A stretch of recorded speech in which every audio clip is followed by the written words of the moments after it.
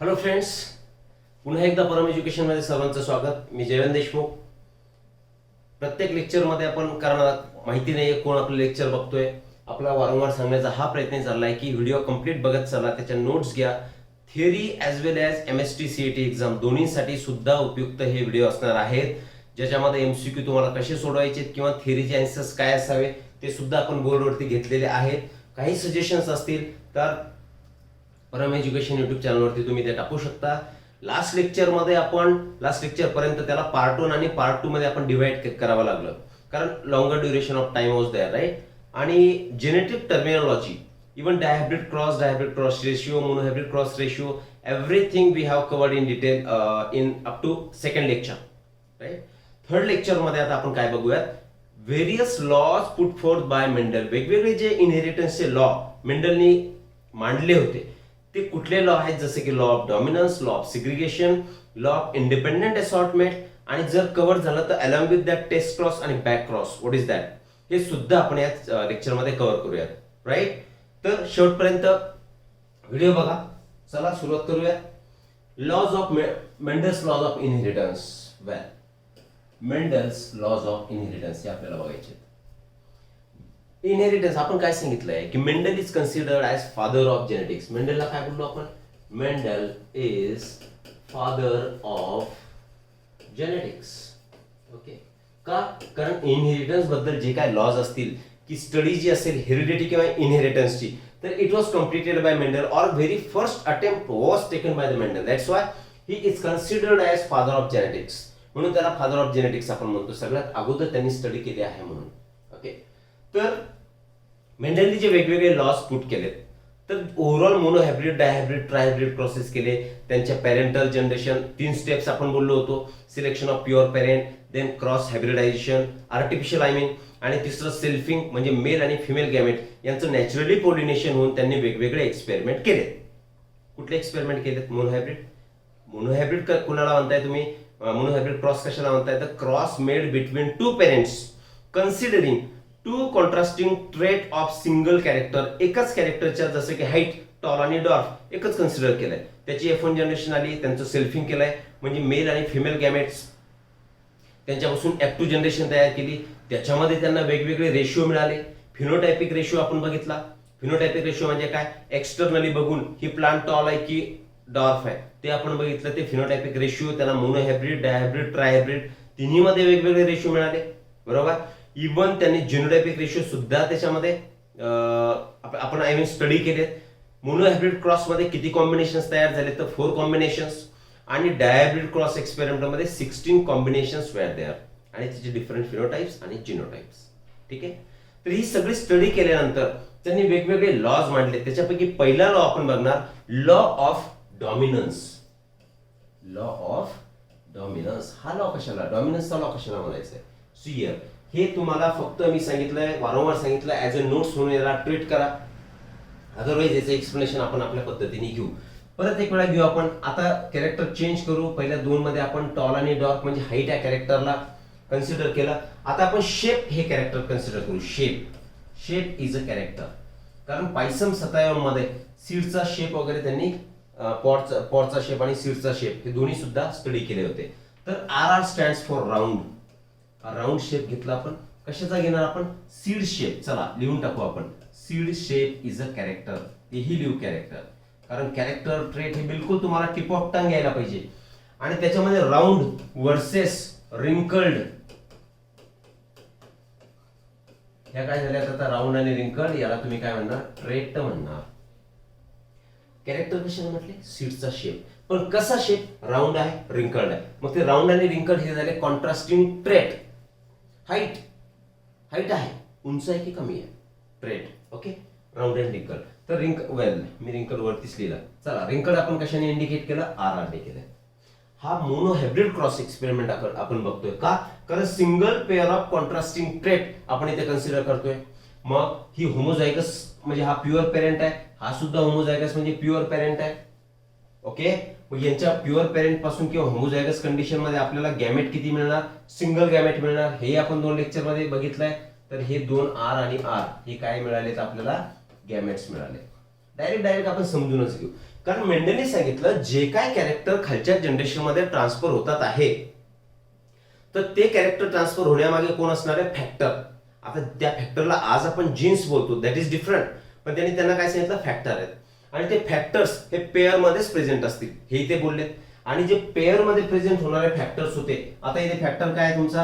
हा आर आणि हा आर, हे कसे प्रेझेंट आहेत? पेअर मध्ये. आणि या एकमेकांनाच आपण एकमेकांचे काय बोललो होतो? एलेलीस. काय बोललो आपण यांना? एलेलीस. मग हे दोन एकमेकाची आलेली, हे आर आर एकमेकाची आलेली. ठीक आहे. त्यांनी हेही सांगितलं की F1 जनरेशन मध्ये, वेल चला एक्सपेरिमेंट बघतोय आपण. तर हे गॅमेट्स तयार झाले, हा एक गॅमेट आहे. वेल आता या गॅमेट्सचं काय होणार? फ्युजन होणार. आणि यांच्यापासून आपल्याला कोणती जनरेशन मिळणार? F1 जनरेशन मिळणार. त्यालाच आपण सरळ सरळ जो प्रोडक्ट आपल्याला मिळणार त्याला आपण काय बोलणार? तर that will be considered as F1 hybrid. Cross कोणता करतोय आपण? Single pair of contrasting character. म्हणजे लॉ ऑफ डॉमिनन्स जर समजून घ्यायचा असेल तर तुम्हाला मोनो हायब्रिड क्रॉस एक्सपेरिमेंट करावं लागेल. डायहायब्रिड सुद्धा चालेल, परंतु मोनो हायब्रिड क्रॉसने दोन लॉज मेंडलचे आपण एक्सप्लेन करणार. एक त्याच्यातला पहिला लॉ, लॉ ऑफ डॉमिनन्स, आणि दुसरा लॉ ऑफ सिग्रिगेशन. प्रश्न विचारतील की लॉ ऑफ सिग्रिगेशन आणि law of dominance are explain with the help of dash dash cross. कोणता cross? Monohybrid cross. Monohybrid cross experiment आपण आता सध्या हा बघतो आहोत. ठीक आहे, चलो यहाँ तक आ गए. F1 जनरेशन मध्ये तुम्हाला काय मिळणार? आर आणि आर मिळणार. आता याला तुम्ही काय बोलले? राऊंड. ऑब्विसली दोन लेक्चर चांगले आठवा, बघून घ्या. याला सुद्धा आपण काय म्हणणार? राऊंड. मेंडल साहेबांनी सांगितलं हे जे सोबत राहणारे जीन्स असतात ते फक्त सोबतच असतात, दे आर नॉट मिक्स्ड, किंवा त्यांच्यामध्ये ब्लेंडिंग होत नाही. ब्लेंडिंग होत नाही. आणि एक आता ही पेअर तयार झाली. आता याला होमोझायगस म्हटले, त्याला काय म्हणणार तुम्ही? डिफरंट आहेत दोन्ही. आलेली ही आलेली आणि ही आलेली, हा कॅपिटल हा स्मॉल आहे, म्हणजे हे राऊंड शेप कंट्रोल करणारी आलेली आहे आणि हे रिंकल शेप कंट्रोल करणारी आलेली म्हणजे जीन. तर हे हेट्रोझायगस कंडिशन मध्ये. तर या F1 जनरेशन मध्ये फक्त तुम्हाला कोणतं कॅरेक्टर दिसलंय? राऊंड. म्हणजे जरी पेअर ऑफ एलेली प्रेझेंट आहे, त्या म्हणजे जीन्स प्रेझेंट आहेत पेअर मध्ये, एक जीन हा दुसऱ्याचं कॅरेक्टर सप्रेस करतोय. इथे तुम्हाला रिंकल शेप दिसतोय का? नाही. F1 जनरेशन मध्ये जितक्या काय प्लांट्स तयार झाल्या तर त्या सगळ्या प्लांटचे ज्या सीड्स होत्या त्या सीड्सचा शेप आहे राऊंड.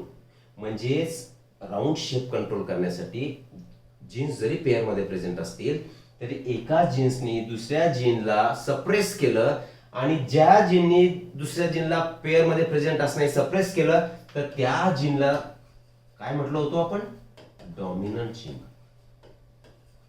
तर हा कॅपिटल आर काय झाला? डॉमिनंट जीन झाला. आणि या आर जीनने रिंकल कॅरेक्टर कंट्रोल केलं होतं, तर हा इथे सप्रेस झाला, आता इथे हिडन झाला, दिसत नाही. तर यालाच आपण काय बोललो? रिसेसिव्ह जीन बोललो. It is a recessive. In short, law of dominance काय सांगण्याचा ट्राय करतोय की genes are present in pair. त्याला आपण एलएलई सुद्धा म्हणू शकतो. Genes are present in pair. Pair मध्ये प्रेझेंट असताना एक जीन दुसऱ्या जीनचा कॅरेक्टर हे सप्रेस करतो, त्याला एक्सप्रेस होऊ देत नाही. मग जो सप्रेस करणारा जीन आहे त्याला म्हणायचं डॉमिनंट जीन, आणि जो सप्रेस होतो आहे, ज्याचं कॅरेक्टर लपतंय, हिडन होतोय, हाईड होतोय, तर त्याला तुम्ही म्हणणार रिसेसिव्ह जीन. आणि this is a law of dominance. Law of dominance statement काय सांगताय मग? When two pure parents are crossed, right, one of the character or the character which is expressed in F1 generation is considered as dominant, and the character which is suppressed that is called as recessive, and this is law of dominance. कोणत्या एक्सपेरिमेंटने आपण त्याला explain करतोय? Monohybrid cross experiment. ठीक आहे, statement बघून घेऊ. In monohybrid and dihybrid process आपण सांगितलं कोणत्याही क्रॉसने याला एक्सप्लेन आपण करू शकतो. फक्त आपण इथे एक्झाम्पल घेतलंय मोनो हायब्रिड क्रॉसचं.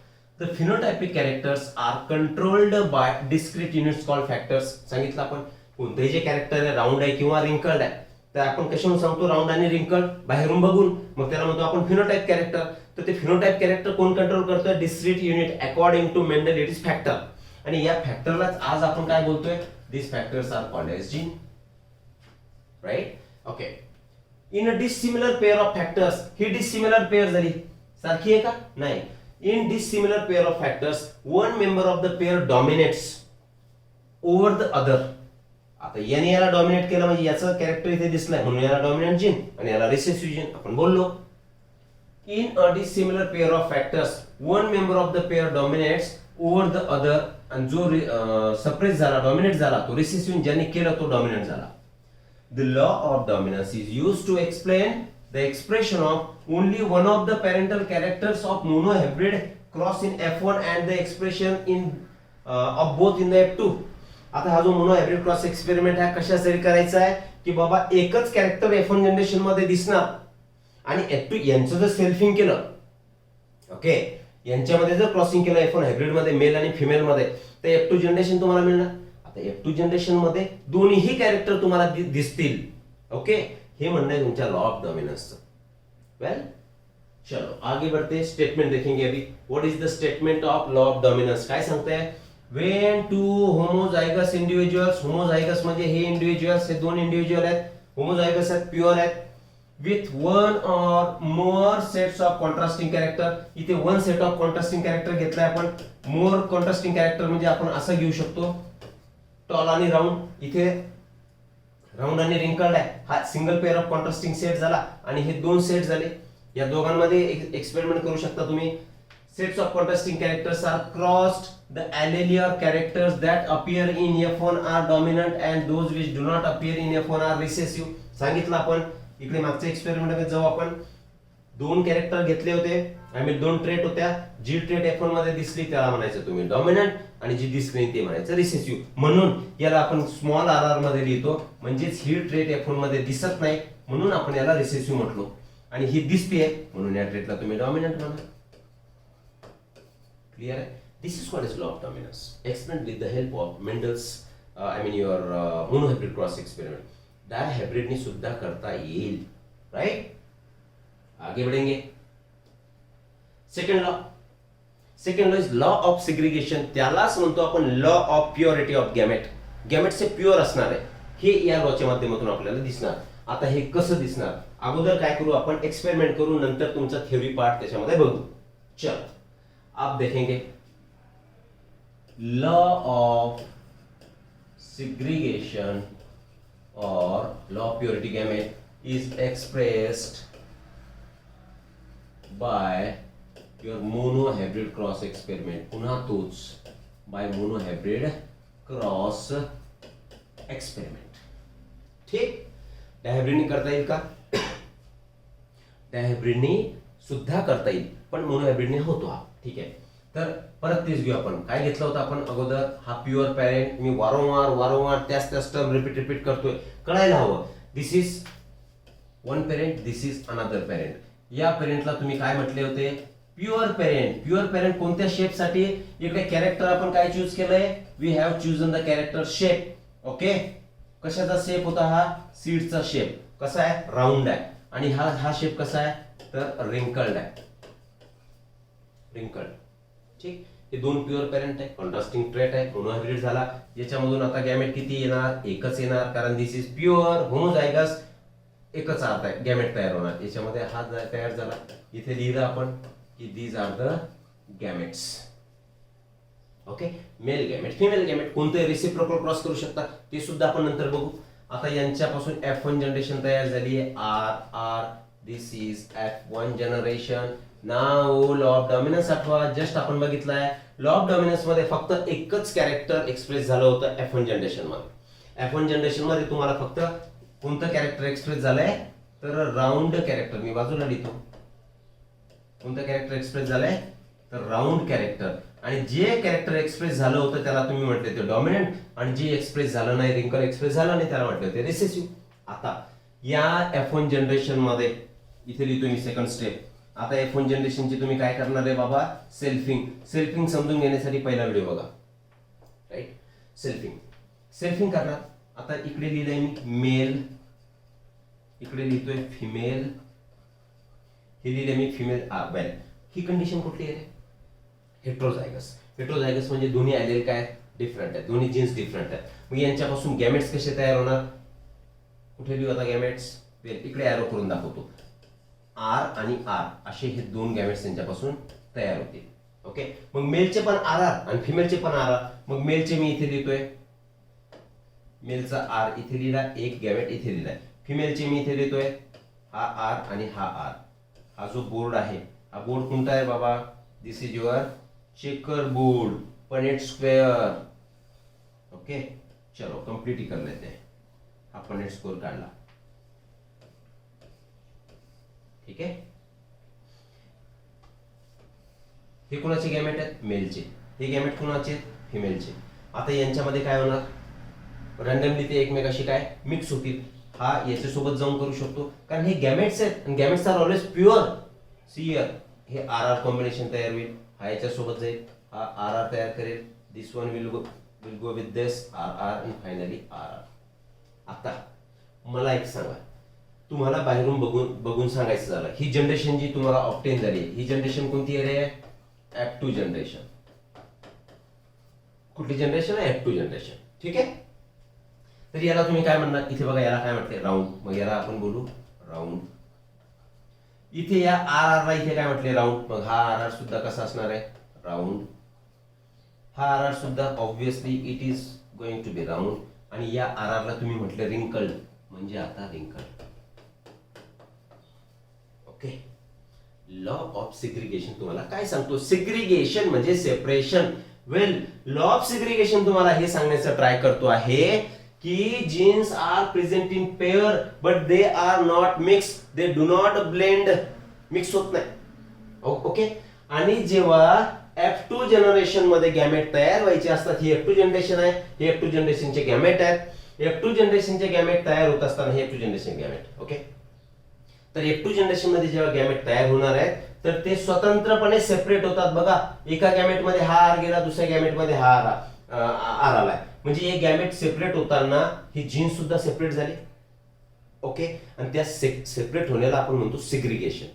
आणि हे सिग्रिगेट झाल्यामुळे तुम्हाला जे कॅरेक्टर F1 मध्ये लपलं होतं, कोणतं कॅरेक्टर लपलं होतं? रिंकल्ड प्लांट, रिंकल्ड सीड तुम्हाला F1 जनरेशन मध्ये दिसल्या नाही, जे की तुम्हाला F2 जनरेशन मध्ये रिअपियर झाल्या. F2 जनरेशन मध्ये जर हे कॅरेक्टर तुम्हाला रिअपियर होताना दिसतंय, पुन्हा दिसतंय, याचा अर्थ हा झाला की these genes are not mixed but they will segregate at the time of gamete formation. Gamete फॉर्मेशनच्या वेळी ते वेगळे होणार. आणि हा एक पुरावा आहे, जर तुम्हाला F2 जनरेशन मध्ये ओरिजिनल पॅरेंटचं कॅरेक्टर दिसतंय, त्याचा अर्थ आहे की हे एकमेकाशी मिक्स होत नाही, कारण ते सेपरेट होतील तेव्हाच ही कॉम्बिनेशन शक्य आहे. Okay. This explains your law of segregation. आता या लॉला law of purity of gamete का म्हणायचं? लॉ ऑफ सिग्रिगेशन और law of purity of gametes. हे गॅमेट्स प्युअर असणार. उदाहरण तेच इकडे घेतोय मी. हे बघा, F1 जनरेशन मध्ये आपल्याला काय मिळालंय? R R. म्हणजे याला तुम्ही काय म्हटले? राऊंड. ओके. म्हणजे हे कॅरेक्टर डॉमिनंट होतं, हे रिसेसिव्ह होतं, यांनी याचं कॅरेक्टर लपवून टाकलं होतं. यांच्यापासून आता गॅमेट तयार होणार. इथे लिहू आपण, गॅमेट तयार होणार. झाले गॅमेट तयार. मग इकडे एक गॅमेट तयार झाला, त्या गॅमेट मध्ये कोण आला? हा आर आला. इकडे गॅमेट तयार झाला, इकडे काय आला? हा आर आला. म्हणजेच प्युरिटी ऑफ गॅमेट का म्हटलो आपण त्याला? की गॅमेट मध्ये एकतर हा आर असेल किंवा हा आर असेल.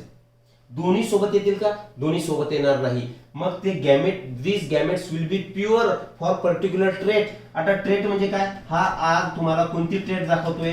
हा आर तुम्हाला रिंकल ट्रेट दाखवतोय. आणि हा आर काय दाखवतोय? Round trait. म्हणजेच पर्टिक्युलर ट्रेट साठी जो गॅमेट तयार होणार आहे त्याच्यामध्ये पर्टिक्युलर जीनच प्रेझेंट असणार. म्हणून याला म्हणतो आपण law of purity of gamete. पुन्हा एक वेळा, law of purity of gamete कारण विचारतात. तर law of purity of gamete आपण याला का म्हणणार? कारण जेव्हा गॅमेट तयार होणार तर त्या गॅमेट मध्ये दोघही प्रेझेंट नसणार आहेत. बरोबर आहे. त्याच्यामध्ये सिंगल प्रेझेंट असणार, जो की पर्टिक्युलर ट्रेटच दाखवतो. जसं हाय गॅमेट तयार झाला, हाय गॅमेट तयार झाला, तर याने कोणती ट्रेट दाखवते? बघा इथे रिंकल ट्रेट. आणि हा काय दाखवतोय? Round trait. म्हणजे हे प्युअर ट्रेट शो करतात की नाही? राईट. मग गॅमेट्स आर ऑलवेज प्युअर आणि they will express particular trait. म्हणून आणि लॉ ऑफ सिग्रिगेशन मध्ये संबंध का? कारण इथे जर हे मिक्स असते तर खालच्या जनरेशन मध्ये सगळे कॅरेक्टर कसे आले असते? राऊंड. पण रिंकल कॅरेक्टर तुम्हाला दिसलंय, याचा अर्थ हा झाला की हा गॅमेट सेपरेट झाला असावा. ओके. आय मीन हा जीन सेपरेट झालेला असावा. हा जीन सेपरेट होऊन त्या गॅमेट मध्ये गेला आणि मग असे दोन गॅमेट्स एकत्र आले आणि त्यांच्यापासून हे प्रोडक्ट तयार झाला जो की रिंकल्ड आहे. म्हणजेच during the gamete formation in during in F2 generation, F1 generation पासून जी गॅमेट तयार होतील तर गॅमेट फॉर्मेशनच्या वेळी this alleles or genes will be separated. Okay, म्हणजे segregated to for reappearance of the original recessive character. याला म्हणतात लॉ ऑफ सिग्रिगेशन और law of purity of gametes. अब पीछे जाएंगे. चलो आता तुमचा हा थेरी पार्ट बघून घ्या. सगळं एक्सप्लेन झालं आहे. This law is based on the fact that the alleles do not show any blending or mixing and both the alleles म्हणजे काय characters are recovered as such in the F2 generation, though one of these is not seen in the F1 stage. बघा पहिल्या लाईनचा meaning काय झाला की जेव्हा crossing केली ते एक कॅरेक्टर F1 जनरेशन मध्ये लपलं आणि F2 जनरेशन मध्ये ते रिअपिअर झालं. याचा अर्थ हा झाला की हे सोबत असणारे एलेल हे मिक्स झालेले नव्हते. हा मीनिंग झाला, आपण एक्सप्लेन केलेला आहे. Then, during formation of gamete, these two alleles or factors obviously separate or segregate. Otherwise, recessive will not appear in F2. काय सांगितलं होतं बाबा? गॅमेट तयार होताना हे इकडे गॅमेट तयार होताना दोघेही स्वतंत्रपणे सेपरेट झाले.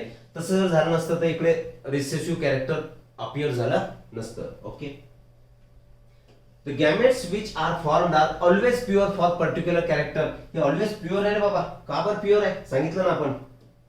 का प्युअर आहे? कारण एकच याच्यामध्ये एलेल प्रेझेंट आहे आणि हा एकच कॅरेक्टर दाखवतो, म्हणजे प्युअर कॅरेक्टर दाखवतोय.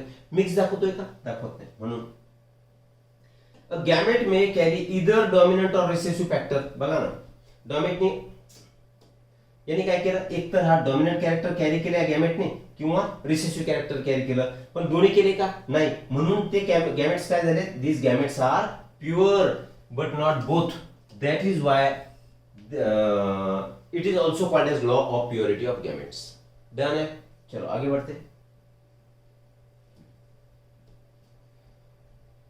Statement.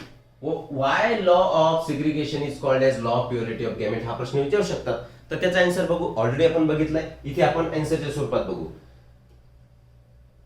Gametes which are formed are always pure. परत एक वेळा यांच्यापासून गॅमेट तयार झाले. तर गॅमेट कसे तयार झाले? हा इकडे आर सेपरेट झाला प्युअर आणि हा प्युअर, हा रिंकल, हा round. Okay, for particular character, हे पर्टिक्युलर कॅरेक्टर आहे. Gamete may carry either dominant और recessive factor but not both. एकच कॅरी केला, दोन्ही केले का? नाही. That is why it is called as law of purity of gamete. Answer clear. CET मध्ये सुद्धा विचारतील, थेरोटिकल क्वेश्चन सुद्धा तुम्हाला विचारू शकतात. राइट. अब स्टेटमेंट क्या है लॉ ऑफ सेग्रीगेशन का? Law states when hybrid F1 forms gamete, है hybrid यानी गॅमेट तयार केले, असे गॅमेट तयार केले. Okay, the alleles segregate from each other. हे alleles segregate म्हणजे सेपरेट झाले का? and enter in different gametes आणि enter in different gamete. हे गॅमेट आहे, त्याला समजायचं लॉ ऑफ सेग्रीगेशन. ठीक, आगे बढ़ेंगे. Third law of independent assortment.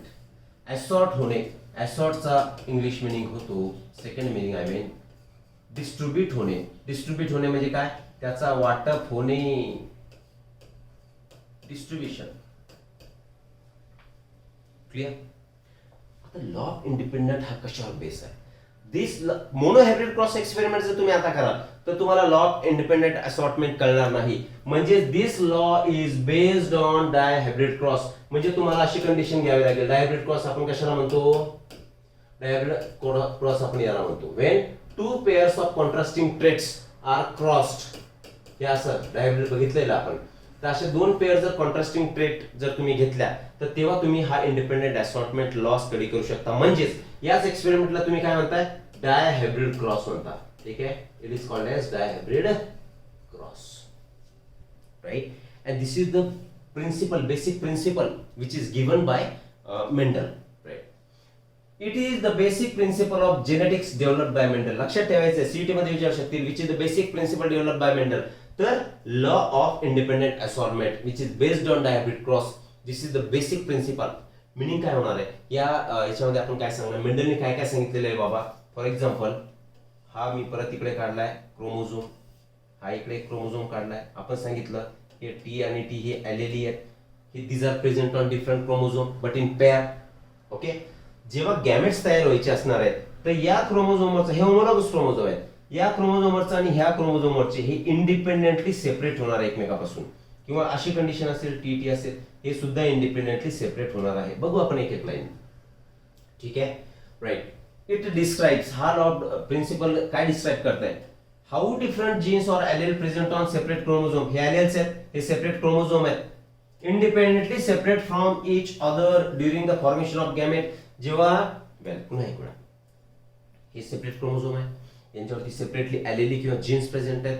जेव्हा गॅमेट तयार व्हायचे असणार तर हे इंडिपेंडेंटली स्वतंत्रपणे आपापल्या हिशोबाने गॅमेटमध्ये जाणार आणि गॅमेट्स तयार करणार. समजलं?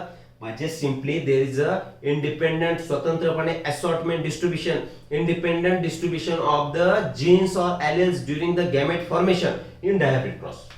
Okay, these alleles are then randomly united in fertilization. आता समजा हा गॅमेट तयार झालाय, नाही आता मी थोडंसं वेगळं घ्यायला पाहिजे, इथे टी आणि आर घ्यायला पाहिजे होतं आपण, एक्सपेरिमेंट समजू आपण. ओके, मग हे गॅमेट जे सेपरेट झालेले होते तर ते काय होणार, फर्टिलायझेशनच्या वेळी पुन्हा एकत्र येणार.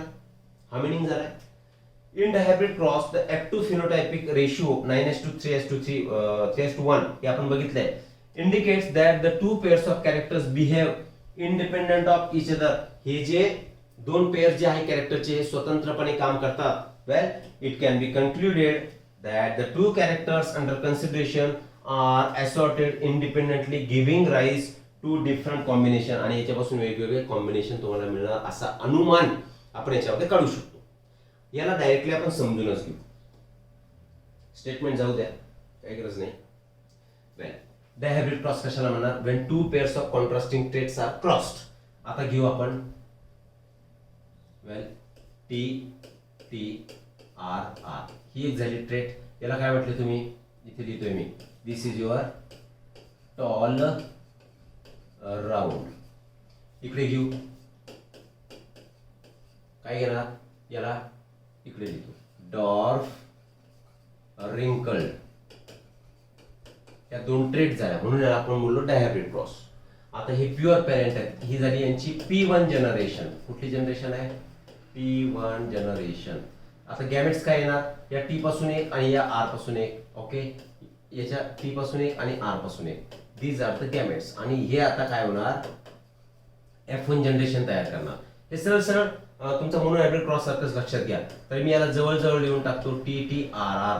म्हणजेच आता ही F1 हायब्रिड तुमचा तयार झालाय. तर F1 हायब्रिड तयार झालाय, तर याला टॉल राऊंड बोलले होते तुम्ही, तर F1 हायब्रिड मध्ये सुद्धा कसे तयार झाले आहेत, आता कसे तयार झाले, तर टॉल राऊंड तयार झाले. यांनी एक्सप्लेन केला तुमचा लॉ ऑफ डॉमिनन्स. जे कॅरेक्टर एक्सप्रेस झालं F1 जनरेशन मध्ये त्याला म्हणायचं डॉमिनंट. ठीक आहे. लॉ ऑफ इंडिपेंडेंट असॉर्टमेंट कसा बघणार, आता यांचे गॅमेट तयार व्हावं लागतील. ठीक आहे, गॅमेट कसे तयार होतील या हायब्रिड पासून, याला थोडं वेगवेगळं लिहू, TTRR सेपरेटली तुम्ही. तर गॅमेट कसे तयार होणार, कारण हे जे एलील्स आहेत ते डिफरंट क्रोमोझोम वरती आहेत. मेंडलच्या अकॉर्डिंगली काय सांगतायत, हे जे एलील्स आहेत हे डिफरंट क्रोमोझोम वरती प्रेझेंट आहेत, आणि जेव्हा गॅमेट तयार व्हायचे असतील तर ते स्वतंत्रपणे कोणी कोणाशी जाऊन मिक्स होणार. कसा मिक्स होणार, समजा हा टी आहे, या आर सोबत जाऊन मिक्स होणार आणि असा गॅमेट तयार करणार TR. कारण यालाच तर आपण डिस्ट्रीब्युशन म्हणतोय, स्वतंत्र इंडिपेंडेंट असॉर्टमेंट, इंडिपेंडेंटली सेपरेट होणे.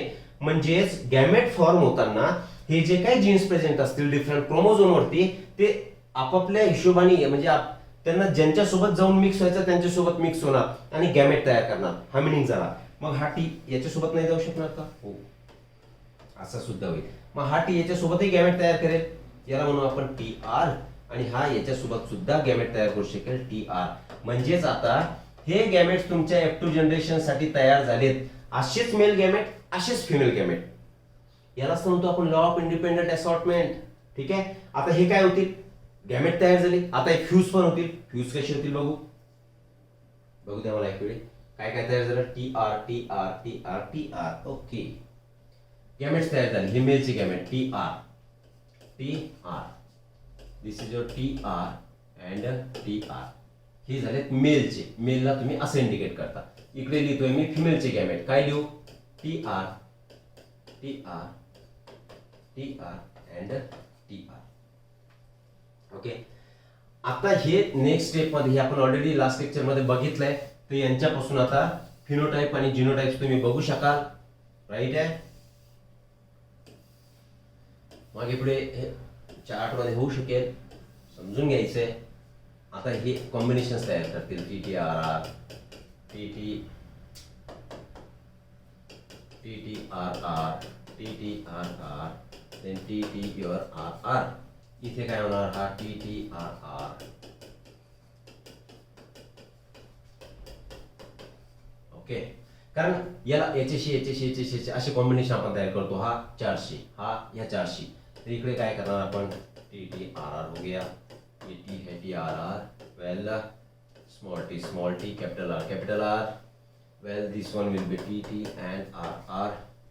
Yes, TTRR, TTRR, TTRR and finally TTRR. समजून घ्या. हे जे गॅमेट्स तयार झाले, मागे जो आपण परत एक वेळा डायहायब्रिड क्रॉस एक्सपेरिमेंट मध्ये F1 हायब्रिड तयार झाला डायहायब्रिडचा. आता F1 हायब्रिड, F1 काय म्हणू आपण याला, डायहायब्रिड. जसं F1 मोनो हायब्रिड म्हटलं होतं, याला डायहायब्रिड म्हणू. आता यांच्यापासून काय तयार होतील, गॅमेट्स तयार होताना या हायब्रिड मध्ये हे जे सगळे काही जीन्स आहेत हे कसे ब्लेंड झालेत का, मिक्स झालेत का, मिक्स झाले नाही का, कारण ते they are present on the separate chromosome.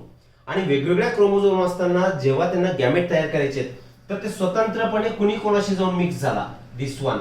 आणि असे जे गॅमेट तयार केले ते लेटर ऑन त्यांचं काय होणार, फ्यूज होणार, मिक्स होणार. कारण हे मेलचे गॅमेट झाले, दुसरे फिमेलचे आहेत, आणि ते मिक्सिंग आपण इथे दाखवलंय. आणि असे वेगवेगळे कॉम्बिनेशन तुम्हाला दिसणार. हा डायहायब्रिड एक्सपेरिमेंट आहे. तर आपण हेही बोललो होतो, डायहायब्रिडच्या एक्सपेरिमेंट मध्ये फिनोटाइपिक रेशिओ किती असतो F2 जनरेशन मध्ये, 9:3:1. आणि genotypic ratio in F2 generation of dihybrid cross is like this. बघितलंय आपण लास्ट लेक्चर मध्ये. ओके, तर law of independent assortment shortcut मध्ये समजून घ्या. During the formation of gamete, the genes or allelic pairs will be separated independent of each other. Gamete formation होताना जे काय तुम्हाला हायब्रिड मिळालं होतं, हायब्रिड असं मिळालं होतं तुम्हाला, तर हे सगळे जीन्स आहेत. तर हे जीन्स आपापल्या स्वतंत्रपणे सेपरेट होऊन जाणार आणि त्यांच्यापासून गॅमेट तयार करणार. आणि this is called as law of independent assortment. Statement देखेंगे. स्टेटमेंट काय सांगते statement, the law state that when hybrid possessing two or more pairs of contrasting character, हे हायब्रिड लिहिलं बाबा मी, याला म्हणा तुम्ही हायब्रिड, बरोबर आहे. कॉन्ट्रास्टिंग फॅक्टर्स चालेल. Okay, when hybrid possessing two or more pairs of contrasting alleles form gamete, जेव्हा हे हायब्रिड गॅमेट तयार करणार, the factors in each pair segregate independently of one another. आता या पेअर मध्ये हे दोन फॅक्टर आहेत, या पेअर मध्ये हे दोन फॅक्टर आहेत. जेव्हा गॅमेट तयार करायचे तर हे एकमेकापासून स्वतंत्रपणे डिवाइड होणार. म्हणजे कसं होणार, यालाच आपण सेपरेट लिहिलं होतं, TT आणि RR. ही एक पेअर झाली फॅक्टरची, ही एक पेअर झाली. तर या पेअर मधला याने हाने विचार केला की तिसरा घेऊन कंबाईन होऊ नाही, याने याच्याशी गेला किंवा याच्याशी कंबाईन झाला, हा याच्याशी कंबाईन झाला किंवा याच्याशी कंबाईन झाला.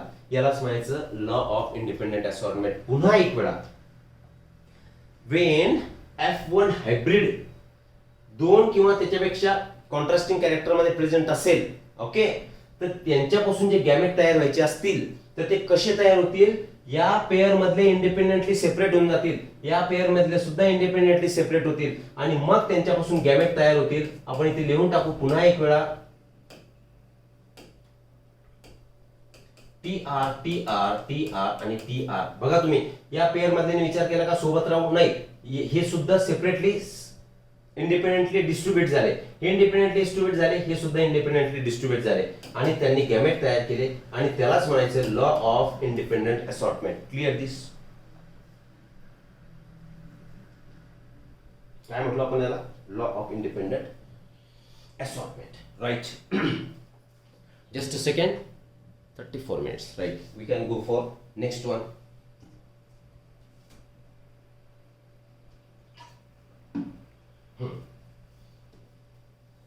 आता जो आपण what is back cross, what is test cross. पुन्हा काय करू, मी घेतलाय राऊंड शेप आणि इकडे घेतलाय wrinkled shape. This is your wrinkled shape. Okay, and this is a round shape. एकदम सोपं आहे, समजून घ्या. गॅमेट सांगा, कंडिशन कोणती आहे? होमोझायगस. ही सुद्धा होमोझायगस म्हणजे प्युअर. मग प्युअर पासून एकच गॅमेट बाहेर पडतो आर, याच्यापासून एक गॅमेट बाहेर पडला आर. क्लिअर? हे आता फर्टिलायझेशन होईल, कंबाईन होतील आणि यांच्यापासून आता परत काय तयार होणार? F1 hybrid. F1 हायब्रिड कसा झाला मला सांगा? कसा झाला F1 हायब्रिड? F1 हायब्रिड झाला राऊंड. हा कसा झालाय? राऊंड झालाय. पण मला एक सांगा, तुम्ही याला राऊंड कसं म्हटले? तुम्ही ते प्लांट असेल, त्याच्या सीड्स असतील, तुम्ही सीड काढली, बघितली, हा हे राऊंड आहे. काय केलं तुम्ही? त्यांचा फिनोटाइप चेक केला. काय चेक केलंय? फिनोटाइप. म्हणजे बाहेरून बघितलं, एक्सटर्नल अपीअरन्स और physical appearance is called as phenotype. मग तुम्ही फिनोटाइप बघून सांगितलं की हा आता जे सीड्स तयार झाल्या त्या कशा झाल्या? तर राऊंड झाल्या. डन आहे. मग तुम्ही हे जर शेप बघितला तर तुम्हाला आतमध्ये याला सुद्धा राऊंड म्हटले, याला सुद्धा राऊंड म्हटले. तुम्हाला माहिती आहे का की ह्या ज्या सीड तयार झाल्या तर ह्या अशा आरआरने तयार झाल्या, जीन्सनी, की अशा जीन्सनी तयार झाल्या? माहित नाही. त्याच्यासाठी आपल्याला जिनोटाइप चेक करावं लागेल. आणि ते जे जिनोटाइप चेक करायचं आहे तुम्हाला, F1 हायब्रिडचा जिनोटाइप, हे आर आणि आर काय झाला? जिनोटाइप झाला. तर त्याच्यासाठी जो एक्सपेरिमेंट तुम्ही करतात त्याला तुम्ही म्हणणार टेस्ट क्रॉस किंवा बॅक क्रॉस. काय म्हणणार? टेस्ट क्रॉस किंवा बॅक क्रॉस. See here. आता हे राऊंड मी खालचं मिटून टाकतो. F1 hybrid. टेस्ट क्रॉस अगोदर बघू आपण. टेस्ट क्रॉस कशाला म्हणायचं? बघा, crossing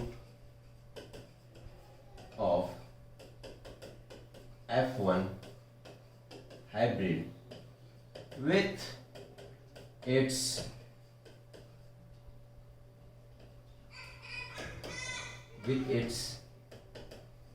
recessive parent is called test cross.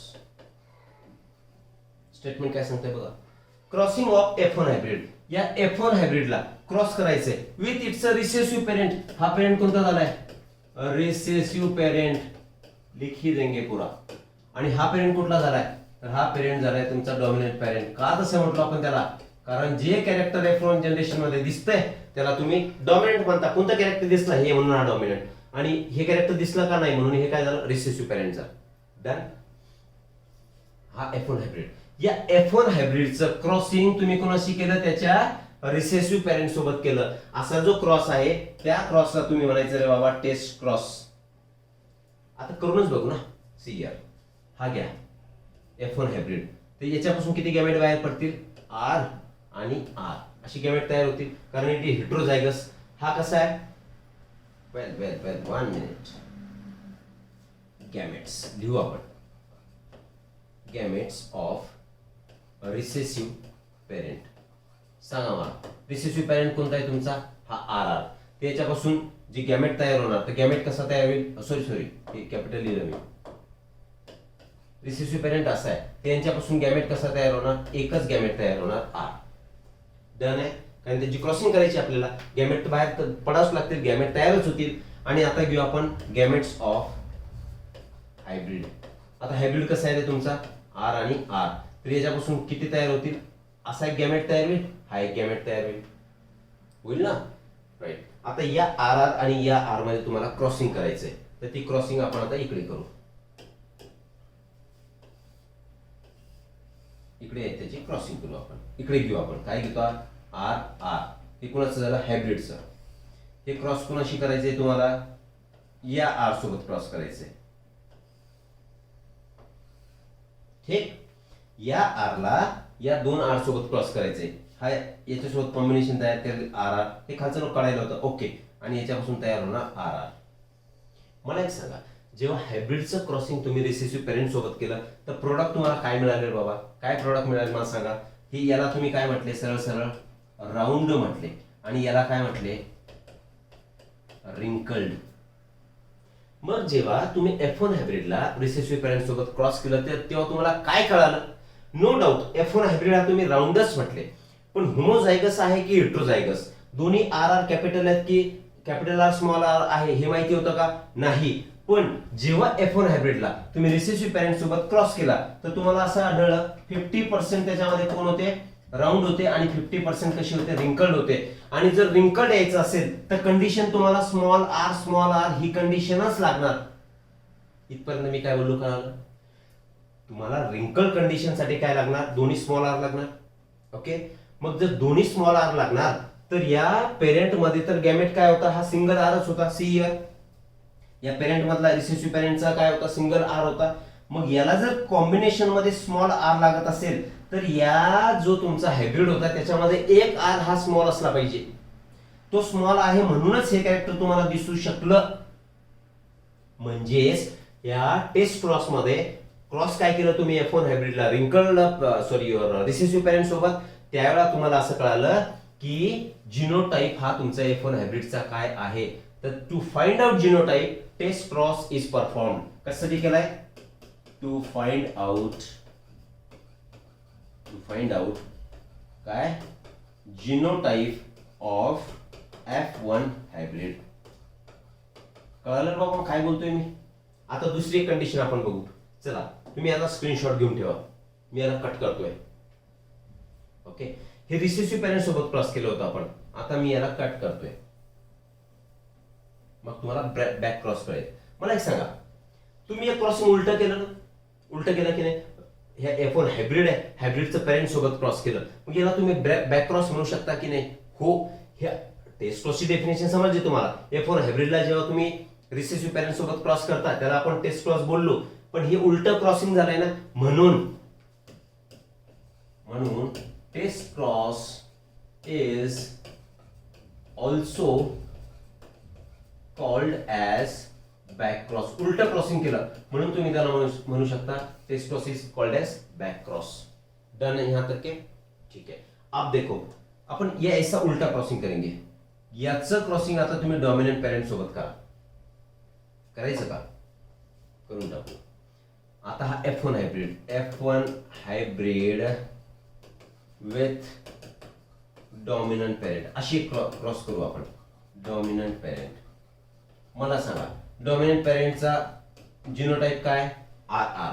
C F1 हायब्रिडचा जिनोटाइप काय रे बाबा? R R. मी यांच्यापासून गॅमेट तयार करून घेऊ आपण. F1 हायब्रिडचे डॉमिनंट पॅरेंट आहे तर याचे काय? हेट्रोझायगस आहे. म्हणजे हा एक गॅमेट बनणार, हा एक गॅमेट बनणार. मी इथे लिहितोय गॅमेट. याच्यापासून काय गॅमेट बाहेर पडणार? फक्त आर. आता अशा चेकर बोर्ड मध्ये जर तुम्ही त्यात टाकलं तर काय होणार? हा याच्याशी जाऊन कंबाईन होईल म्हणजे आर आर तयार होणार आणि हा याच्याशी जाणार आणि आता इथे आर आर तयार होणार. मग या आर आर ला तुम्ही काय म्हणायचंय? याला म्हणणार तुम्ही राऊंड ऑब्विसली. आणि याला सुद्धा F1 हायब्रिड मध्ये जसं ऑप्टेन झालं होतं तीच कंडिशन आली, याला सुद्धा तुम्ही राऊंड म्हणणार. आता मला सांगा या F1 हायब्रिडला डॉमिनंट पॅरेंटशी जेव्हा तुम्ही क्रॉस केलं तर तुम्हाला ते काय कळालं? काहीच नाही कळालं. कारण दोन्ही प्लांट कसे तयार झाले? दोन्ही सीड राऊंडच झाल्या.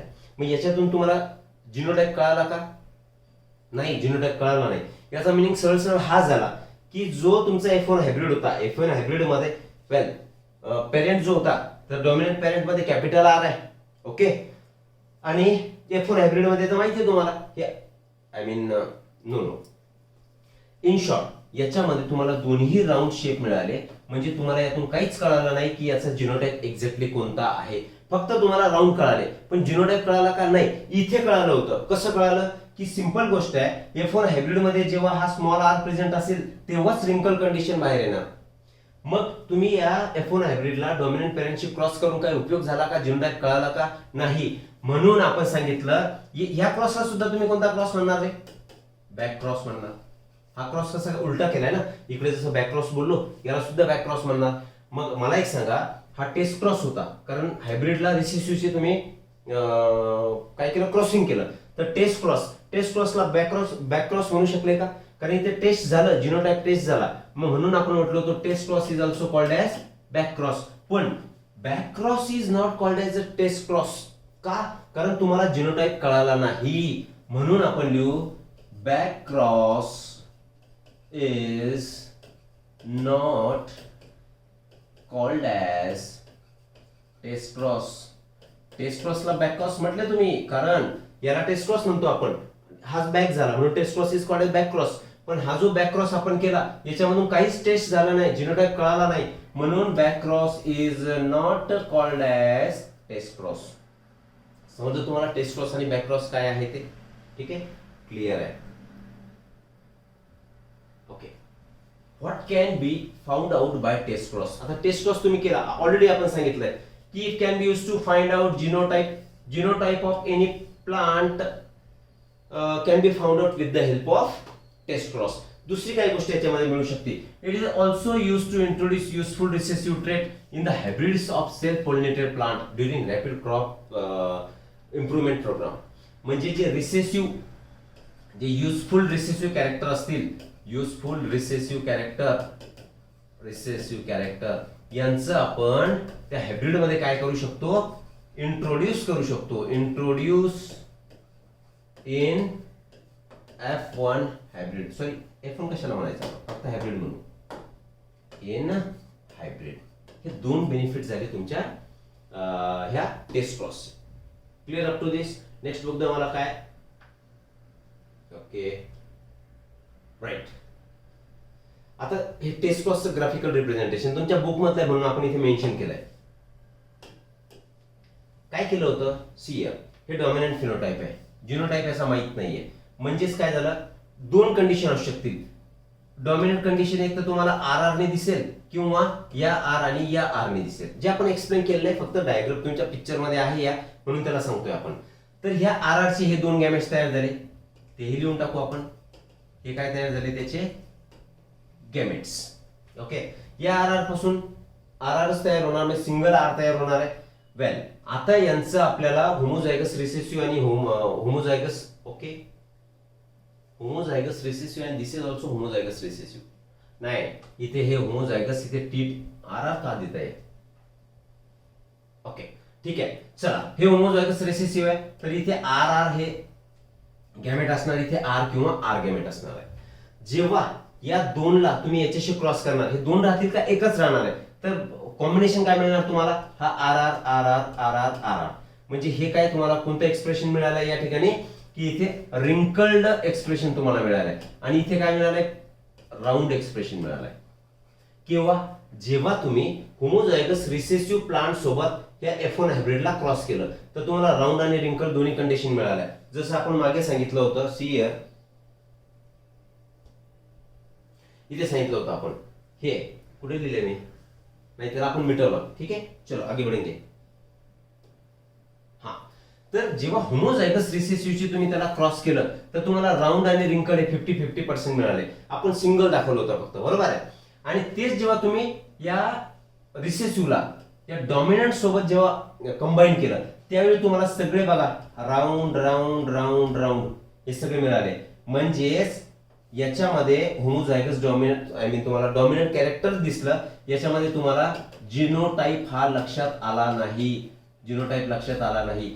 म्हणजेच इन शॉर्ट टेस्ट क्रॉस मध्ये तुम्ही त्याला तेव्हाच टेस्ट क्रॉस म्हणणार जेव्हा तुम्ही F1 हायब्रिडला रिसेसिव्ह पॅरेंट सोबत मिक्स करणार. हे काही एक त्यांनी डायग्राम दिली आणि त्याचं एक्सप्लेनेशन तुम्हाला विचारलं होतं. Okay, now we have covered 3 laws of Mendel, that is law of dominance, law of segregation त्यालाच म्हणतो आपण law of purity of gamete, नंतर law of independent assortment. Okay, and along with that test cross and back cross. Test cross is called as back cross, but back cross is not called as test cross. Okay, now I will take a pause. Next lecture मध्ये भेटूयात new मेंडेलिझम सोबत, की मेंडलच्या नंतर कुणी कुणी काम केलेत आणि वेगवेगळे जे व्हेरिएशन्स त्यांना त्याच्यामध्ये दिसलेत त्याच्याविषयी आपण आता नेक्स्ट लेक्चर मध्ये डिस्कशन करूयात. Thank you very much.